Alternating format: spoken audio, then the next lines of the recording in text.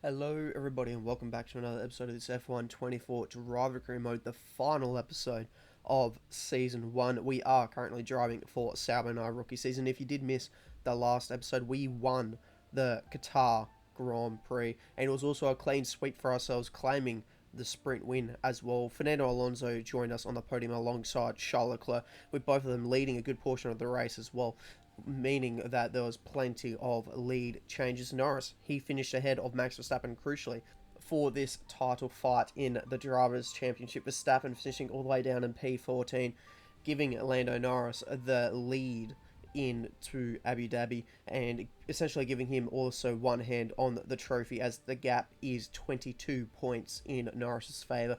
So Max Verstappen essentially just needs a miracle if he wants to surpass that gap to become a four-time world champion. We're going to jump straight into some more upgrade saving going in for the race weekend, and we're going to jump to the chassis, and we're going to save the rear floor under tray and the cable assembly upgrade. And they're not going to get done by the end of this season, but they will be done before the first race next season for the team. And we're going to take one last look at the R&D, and Mercedes are actually going to go in as the fastest car ahead of McLaren, Ferrari, Red Bull and Aston Martin, with the top five essentially nearly identical in car performance. The gap between us and the Formula B bracket has also closed, with RB, Williams and Haas bringing in upgrades, and Alpine are currently the slowest car on the grid. And we'll now head into qualifying for one last time this season. Welcome along, everybody. It's the fastest day of the week, qualifying Saturday, and we're here in Abu Dhabi. And I am not going to lie at all, my confidence going into this qualifying session is not great. It's definitely one of my more struggle tracks on the series, and in practice it definitely showed. I did not do very well in practice, and it's going to show immediately here in qualifying. On my first flying lap, locking it up, going deep into that chicane there and completely backing out of it. We're going to recharge for the rest of the lap and go again, and we do go again onto the next flying lap, and we will set a lap time, this time only going P14, so it's not feeling very safe to even make it into Q2 at the moment, but we will go again once more, and it is going to be a half a second improvement, but this will only put us P15, so we're right on the cusp of actually making it in. It was still sitting P15, but once again we make a mistake going into that chicane. This time it's not as big as a mistake, and we do still make an alright line through there, but you can see losing a tenth and a half, and during the rest of the lap we do make a little bit of that back, and we do just go into the green right at the end. And is it going to be enough to make it through? No, it's not. P16 right at the cusp of qualifying one. Norris is going to be fastest by 2 tenths to Carlos Sainz. Lewis Hamilton P3, 3 tenths back, and Max Verstappen makes it into Q2 as well, sitting in P4, and he's just trying to keep this title fight alive. Bottas, he's also making it into Q2, sitting P14, 1.1 seconds behind, and we miss out by 800ths of a second along us. Missing out is Ocon, Ricciardo, Magnussen, and Logan Sargent not making it through to the next part of qualifying.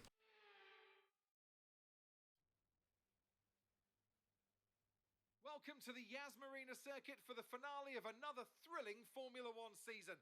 It's been a breathtaking year, and we end it at a track that's been the scene of many glories and heartbreaks over its history.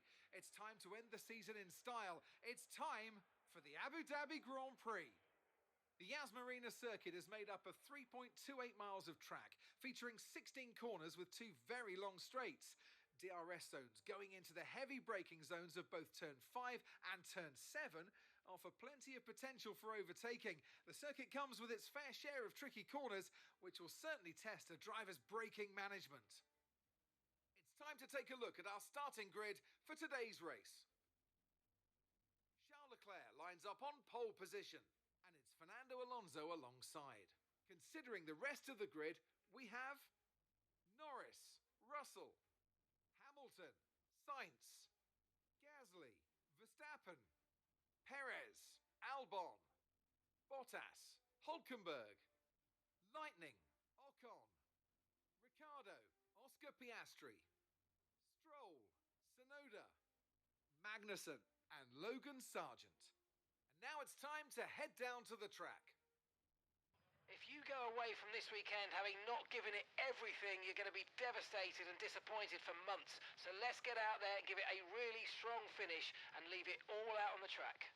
Very motivational words there from our engineer Mark. We have done it before, coming back through the pack to claim some points, and that is what we're going to try and do today even though I am not feeling massively confident. Strategy medium to the hard tyres on lap 12 as we wait for the red lights. It's 5 red lights. It's a very long wait for them to go out, and they do eventually go out, and we're off. It's a half-decent start, but it's not as good as a start there as the Alpine. I can't see which one it is. I reckon it's Ocon there who's got a really good start. We're kind of pinched to the outside, and we try to make it work around the outside, forced off the track there for a little bit there. But we rejoin and we sit behind Nico Hulkenberg as he continues to go side by side with Esteban Ocon, and we'll be looking to try and possibly make a move on both of them here. But there is a little bit of a gap ahead of them, so they probably won't concertina enough. But we send it down the inside anyway here at the hairpin, and we get the move done. We're now sitting behind our teammate Valtteri Bottas as we come down this very long back straight and looking further down the field. Max Verstappen in P7, but he's right behind Lando Norris sitting P6. And so this championship fight is still very much on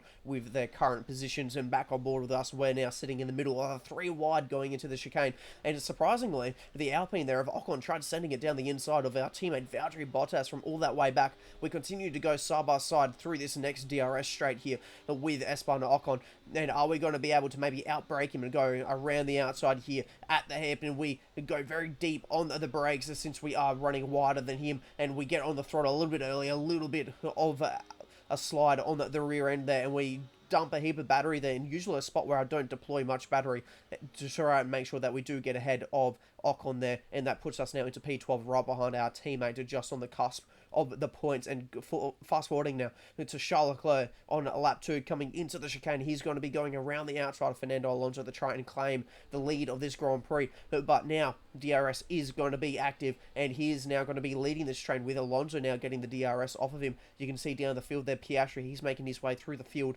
after starting at the back of the pack in that McLaren, which is currently the second fastest car in the R&D, and Leclerc does hold off from Alonso down that second DRS straight. But it's only going to be a lap later when we see Charles Leclerc once again under attack from Fernando Alonso. He's going to be able to make the move at this time around. He's going to do a copycat move to what happened to him only a lap ago. He'll go around the outside of Charles Leclerc. But this time Leclerc is actually able to keep it side by side, and they'll go down the straight. Which one of them is going to get the DRS? I don't think either of them have really got the DRS. Maybe Ferrari there with the straight line speed that he's got. George Russell taking advantage of Alonso now not getting any DRS, and he's going to go down the inside at this fast sweeper, and he will get the move done on Alonso. Is he going to get it? Alonso's just kept his nose in it as they'll now go side by side down the hill before they head to the hotel, and they'll continue going side by side. This is a section where you don't really want to go side by side, and Alonso does back out of it and tucks in into P3 behind George Russell. As we now take a look here at ourselves, we're under attack from Oscar Piastri, a much faster car than us, so we're going to let him go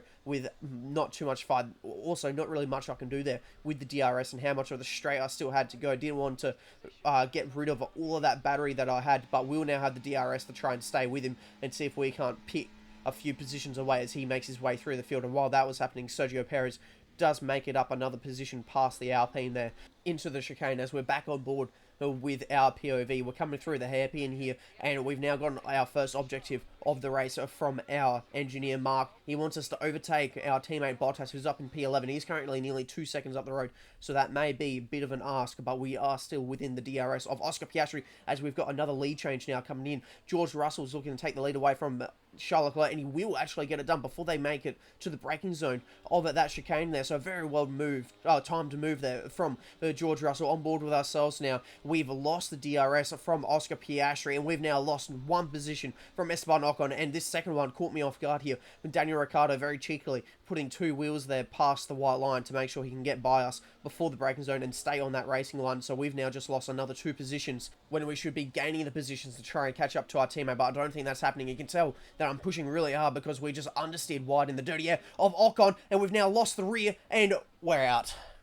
We're done. That is our race done on lap 8.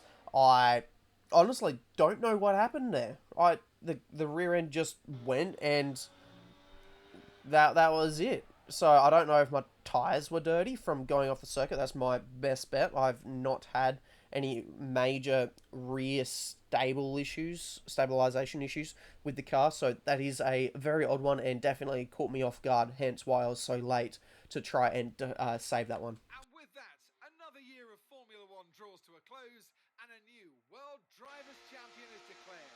Another entry added to that prestigious list of the sport's most incredible drivers. It's another victory and a champion's performance from Max Verstappen. Here come today's winners. The team at Red Bull have done a phenomenal job recently, and it's clear to see that they've put in the work, and they should be so proud of the victory they've secured here. And unfortunately, because I had my crash, there is no replay now for the rest of the race. So we did miss on a battle, which seems like it could have been very well for Lando Norris to claim his first World Championship in Formula 1. It was a victory for Max Verstappen. He did everything he needed to try and get a fourth World Championship, but Norris finishing second just meant there wasn't enough of a point gain deficit for him to claim there, with George Russell also getting himself up onto the podium as we now take a look at the rest of the top 10. Fernando Alonso, Lewis Hamilton, Charles Leclerc, Sergio Perez, Oscar Piastri, Pierre Gasly, and Carlos Sainz rounds out the points here in Abu Dhabi, and it's ended up being a double DNF for Sauber to finish the season. It's definitely not the way we wanted the year to end. We've both had our ups, we've both had our downs. This one definitely a down, but Valtteri's claimed some good points, definitely in the second half of the season. Myself claiming those two victories, definitely the highlights of the season. And Norris ended up claiming the championship by 15 points over Max Verstappen, and Oscar Piastri claiming P3 to help McLaren seal that constructors. And with the DNF, we ended up going down to P8, only 4 points shy of Lewis Hamilton, and Bottas ended up the season in P17, 10 points shy of Yuki Tsunoda. And I did say that McLaren claimed the Constructors' Championship by 152 points in the end, ahead of Red Bull. Ferrari P3, the very good Constructors fight from them, but just shy of Red Bull in the end. And Sauber, we finished P6, a little bit behind Aston Martin. And we've now got a championship rivalry with Lewis Hamilton, which are currently losing, and we've got a new one with Sergio Perez where we need to level up to driver rating 88 to win this one. And our driver ratings, our experience, racecraft and focus have all lost points for that DNF. Our awareness and pace went up though, and our overall rating is still level 87, and with our season ending driver recognition against Bottas, it sits at 49%. So we were able to claim at least 1% back after it copped a pretty bad shock. It was at 52%, I think, at one stage in the season. And we've now got Elena just confirming that we've got our new driver rivalry with Sergio Perez, and that is going to be all for this episode. And next episode we will go into the contract negotiations and talk everything pre-season before going into the first race of the 2025 season. So if you did enjoy this episode, please make sure to like and subscribe, and I will see you where we head into 2025. See you then.